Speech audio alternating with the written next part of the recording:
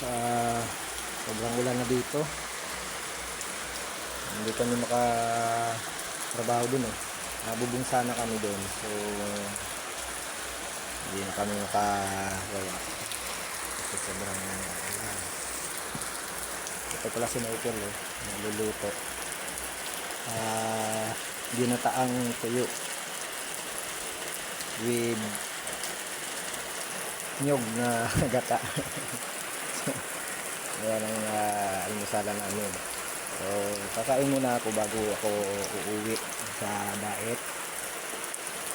Sana lumipas na ang bagyo para makatrabaho na kami kasi ayan, kawawa ang pamilya kapag walang trabaho ang mga tatay. So pray tayo sa Panginoon, sana malusaw na ng tuluyan ang bagyo.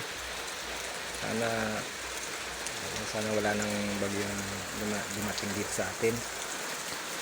Ito pala. So thank you sa